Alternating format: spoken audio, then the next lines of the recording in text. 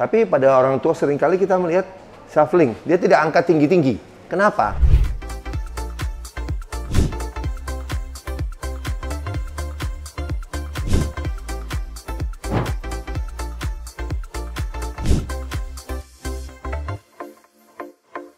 Jumpa lagi teman-teman sekalian dari Kilo Gym Mampang. Jadi dengan bertambahnya usia, kita semua sudah tahu kita perlu melatih otot, latihan otot, strength training, latihan kekuatan, karena untuk melawan hilangnya susutnya otot, yaitu sarkopenia. Tapi selain itu, pada lansia juga perlu diperhatikan latihan balance, keseimbangan, karena keseimbangan itu ternyata juga menurun dengan bertambahnya usia. Sebagai contoh, kita melihat begini. Kalau pada lansia itu berjalan sering yang disebut kita shuffling. Shuffling itu artinya begini. Digeser ya. Artinya apa? Seharusnya kan diangkat kakinya. Ini kalau jalan diangkat kakinya gini. Tapi pada orang tua seringkali kita melihat shuffling. Dia tidak angkat tinggi-tinggi. Kenapa? Karena balance-nya tidak ada. Jadi waktu diangkat tinggi ini, lihat ya, waktu saya angkat tinggi, kan satu kaki nih. Kemudian gini, satu kaki di sini. Nah, kekuatan satu kaki itu tidak kuat. Jadi itu sebabnya kita perlu melatih. Nanti saya kasih tipsnya. Tapi yang penting begini, kita harus ketahui dulu. Ada istilah double support time, DST. Double support time ini, kalau kita berdiri diam, ini double support time 100%. Kalau kita berlari, itu double support time 0%. Artinya apa? Tidak pernah kedua kaki ini menapak bersama-sama. Tapi pada saat berjalan, pada umumnya orang itu double support time-nya adalah antara 28 sampai 40%. Tapi katakanlah 30%. Artinya apa?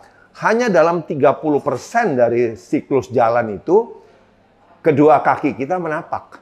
Dengan kata lain, kebanyakan seperti ini kalau kita jalan. Nah, ini satu kaki nih. Ini sebelum melangkah, ini satu kaki. Kemudian sampai turun. Ini udah naik lagi, satu kaki lagi. Jadi posisi berdiri satu kaki itu ternyata adalah mencakup kurang lebih 70% daripada siklus jalan itu. Itu sebabnya kekuatan satu kaki itu penting. Ya, karena kalau kekuatan satu kaki itu tidak dijaga dan tidak dilatih, balance-nya rusak, jatuh nanti.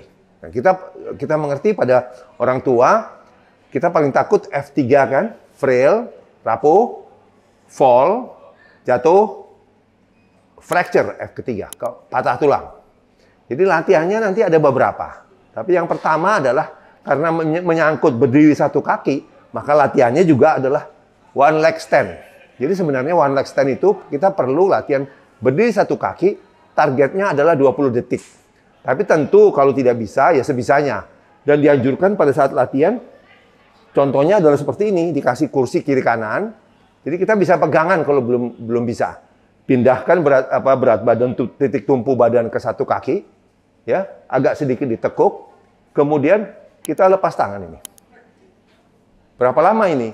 Ini harusnya targetnya adalah 20 detik. Jadi kedua sisi ya, begini. Target kira-kira sampai 10-20 detik. Kalau Anda belum mampu, pegangan dulu, pegangan. Ya, pegangan, kalau sudah biasa, baru lepas.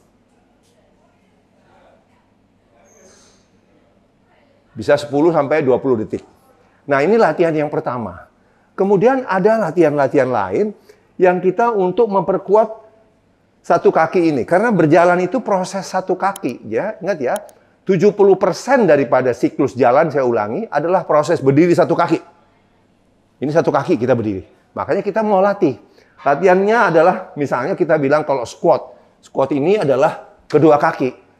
Tidak banyak gunanya untuk membantu kita proses berjalan.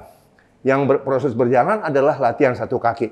Saya anjurkan di sini ada 3 cara. Yang pertama, yang paling gampang adalah cari sesuatu tangga atau di tangga. Kita lakukan step up namanya. Jadi naik aja begini. Nah, kemudian pegangan, turun. Bergantian. Turun. Ya, itu namanya step up. Itu satu. Jadi kita melatih kaki ini sendiri, jangan sama-sama. Ya, karena proses berjalan itu adalah satu kaki. Ya, itu tadi satu, pertama step up. Yang kedua adalah kalau bisa pegangan juga supaya balance kita baik. Kita ini lunges. Lungesnya itu adalah lebih dianjurkan jangan forward lunges karena ini balance-nya agak susah. Tapi ini backward, reverse lunges. Jadi gini ya. Nah, naik. Kalau sekali lagi kalau belum bisa pegangan, naik. Naik. Jadi kita menekannya dengan kaki yang di depan. Tentu ditanya repetisi berapa. Selalu repetisi itu antara 10-12 lah katakan. Dan bisa dilakukan sekuatnya. Tapi target kita adalah setnya itu 3-5. Nah, tadi step up 1. Kedua, reverse lunges. Yang ketiga adalah deadlift. Tapi B stance. Jadi kalau deadlift itu adalah bedanya hip hinge namanya. Jadi panggulnya yang ke belakang. Ini deadlift, hip hinge. Tapi kalau kita latih begini, dua-duanya dilatih. Kita nggak mau untuk latihan jalan itu kita perlu satu kaki, satu-satu latihnya. Jadi kita sebut B stance. Jadi B stance itu adalah begini, satu kaki di depan, satu kaki di belakang. Nah dari sini pinggangnya lurus, jangan bundar ya. Terus kita turun, panggulnya ya. Yang nekuk itu panggulnya. Naik. Turun lagi.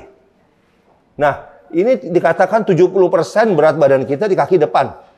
Jadi kita dorong dengan kaki depan. Ini belakang hanya untuk jaga balance. Kita balik ya. B stance.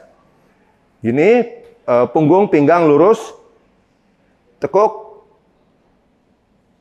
Berat badan 70% di kaki depan. Ini latihan untuk kaki depan. Ulangi. Iya. Sekali lagi kalau misalnya goyang, ini ada gunanya pakai ini. Jadi pegangan ya. Iya. Sekali lagi repnya 10-12, set 3-5. Semoga ini bisa melatih kaki kita satu persatu karena kita bukan kanguru. Jalannya begini, bukan. Kita satu-satu. Satu.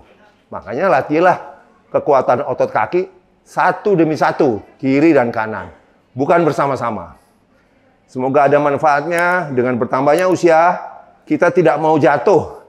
Latih kekuatan otot dan latih balance. Terima kasih atas perhatiannya. Semoga ada manfaatnya. Dr. Henry Suhendra. Stay fit and strong.